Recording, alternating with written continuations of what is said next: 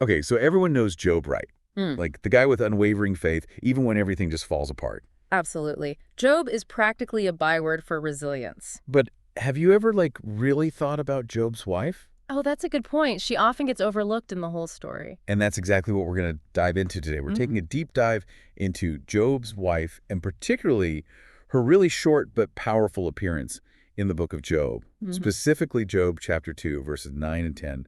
We're not just going to read the verses, though. Yeah. We really want to get into her perspective in the midst of, like, all that suffering. Yeah, because like we all know the basic outline of Job's trials, right? God and Satan have this kind of wager, and then Job loses all of his wealth. And then all his children die. It's just awful. And on top of that, he gets hit with these incredibly painful boils. So it's like one thing after another, like blow after blow. And it's right at this point where Job is just absolutely at his lowest that his wife finally speaks. Yeah, it's really interesting timing, right? We don't hear from her at all during those initial losses. But then as soon as Job himself is physically suffering, that's when she shows up. It's like all that she's been through, losing all 10 of her children, seeing their whole world collapse around them, and then having to watch her husband in this kind of unimaginable physical agony. All that leads up to her question. So let's get right into it. The turning point is Job 2.9. Then his wife said to him, "Do you still hold fast to your integrity? Curse God and die." Hmm. I mean, these words are intense, like they just hit you. Totally. And yeah, I think a lot of times the initial reaction is shock or even judgment. It can sound so harsh. But if we try to imagine the weight of everything she's going through, Yeah. the total devastation, can we look at those words as something maybe more complex than just a condemnation? Like, think about it. She's grieving the death of all of her children. Every bit of security they had is gone. Her husband is suffering terribly. Just a level of loss that most of us can thankfully only imagine. Right. And what's interesting is that some scholars suggest the word curse might have had different meanings back then. Depending on the context, it could even have meant bless. Oh, wow. Yeah. So instead of her telling Job to literally blaspheme God, maybe it was more of a desperate plea. Like maybe she was urging Job to just say whatever he needed to say to end his suffering. Maybe even if that meant letting go of his faith just for a moment, it's like a cry of absolute helplessness. So it's less about her being this like evil tempter and more about her being in just incredible pain Right. and just wanting their shared nightmare to end. Exactly. It kind of changes the whole picture of who she is. And it's worth noting that the Bible doesn't actually tell us that much about Job's wife directly. Like she doesn't even have a name. Yeah. And this is her only appearance in the story. Yeah, it's true. But even with so little information, we can still try to figure some things out. Like some scholars point out that Job was described as this really righteous dude, blameless, upright, God-fearing. And they argue that a guy like that probably wouldn't have married someone who was completely foolish. So that suggests she might have been pretty wise herself. Yeah, that makes sense. And we know they had this huge family, right? 7 sons and 3 daughters. Yep, And some people see those numbers as symbolizing completeness and like God's blessing. definitely. So they were this picture of prosperity, at least on the outside. Oh, yeah. And they were wealthy, too. The Oh. Bible talks about all of Job's livestock, thousands of sheep, camels, oxen, and donkeys. And as his wife, she would have shared in all that wealth and the security that came with it. So when everything was taken from them, it wasn't just an emotional loss, it was the complete destruction of their whole world. Now, her spiritual state at this point is definitely up for debate, right? Job doesn't straight up call her a fool, but he does say that she's speaking like one. So it leaves us wondering, did her faith just crumble under all that pressure? Or was she maybe playing into Satan's original challenge to God without even realizing it? That's an interesting point. I mean, Satan's whole argument was, stretch out your hand now and touch his bone and flesh, and he will surely curse you to your face. Right. So there's definitely a parallel there. Like, was she unknowingly becoming part of this bigger spiritual battle? It makes you think. It really is a complex situation. Hmm. But when you really think about what she's gone through, losing all her children in an instant, their wealth disappearing, their home, their standing in the community, and now she's watching her husband covered in these horrible boils, sitting in ashes and scraping himself with a piece of pottery. Hmm. I mean, the emotional toll must have been unbelievable. No kidding. And we have to remember the sheer magnitude of her loss, particularly the loss for children. That's often seen as the most profound grief a parent can experience.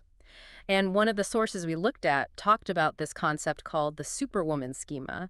It's basically this pressure on women to always be strong and put everyone else's needs before their own, to hide their emotions and just keep going. Yeah, I've heard of that.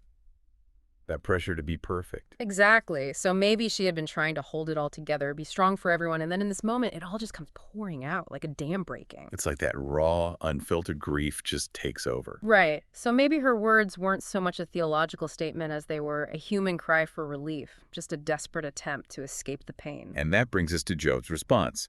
He says, "You speak as one of the foolish women would speak. Shall we indeed accept good from God, and shall we not accept adversity?" It's such a contrast to her despair. It really is. It shows his unwavering faith and his acceptance of God's will, even when he's suffering so much. He doesn't deny the pain, but he sees both the good times and the bad times as ultimately coming from God. His response comes from a place of deep faith. So for our listeners out there, what can we learn from this short but super intense exchange? What can we take away for ourselves as we deal with our own struggles? Well, I think the most important thing is that Job's wife shows us how human it is to react strongly to suffering. Right. Most people, when faced with such a huge loss, would probably struggle with the same kind of feelings: the doubt, the anger, the despair. It reminds us that these emotions are a normal part of the human experience. It's actually kind of comforting to know that feeling those things doesn't necessarily mean you've lost your faith. Mm. Like one of our sources pointed out, Psalm 62:8, which says to pour out your heart to God. So it's about recognizing the pain you're in without letting it consume you completely. And it also shows how important our words are, especially when things are tough. Like Proverbs 18.21 says, "Death and life are in the power of the tongue." Job's wife's words came from a place of anguish, but they stand in stark contrast to Job's declaration of faith. It's a good reminder to be mindful of what we say, especially when we're hurting, to try to speak truth and hope even when it's hard. For sure. And Job's response really highlights that trusting God in the middle of a trial isn't just a feeling, it's a choice. Sometimes you might not feel like trusting, but that's when your commitment to your faith matters the most. Absolutely. And Job's wife's situation shows how crucial it is to have community, to have people to support you. She seems so isolated in her grief. She's lost all her children, and her husband is completely absorbed in his own suffering. But Ecclesiastes 4.9-10 reminds us that two are better than one because they have a good return for their labor. If one falls down, his friend can help him up. But pity the man who falls and has no one to help him up. It's about having people to lean on, to encourage you, to help you keep your faith when you feel like you're all alone. And let's not forget the bigger picture here. Job's story doesn't end in chapter 2. Right. There's restoration. There's a return to blessing. As terrible as suffering can be, it's not always the end of the story. Exactly. Job chapter 42 shows us that healing and restoration are possible even after tremendous loss. And Jeremiah 29.1 tells us, "For I know the plans I have for you, declares the Lord, plans to prosper you and not to harm you, plans to give you hope and a future." Even when we can't see it, God has a purpose. It really makes you think about how going through tough times can change your perspective. It forces you to figure out what really matters. Definitely. And this idea is echoed throughout Scripture. Like James 1.2-4 talks about how perseverance leads to spiritual maturity. Romans 5.3-4 connects suffering with developing strong character and hope. And 2 Corinthians 4.17 says that our troubles are light and momentary compared to the eternal glory that awaits us. So maybe suffering isn't just an ending. Maybe it's an opportunity for growth. So basically, this brief encounter with Job's wife gives us way more than just a negative image of her. Her words might sound harsh, but they can also be seen as this raw expression of grief, pain, and just utter helplessness in the face of complete devastation. It's a relatable, if extreme, example of how hard it can be to hold on to faith when everything falls apart. And it provides a powerful contrast to Job's steadfast response. It's amazing how even characters in the Bible who we might initially think are pretty simple can have such complex and human stories when we take the time to really look at them.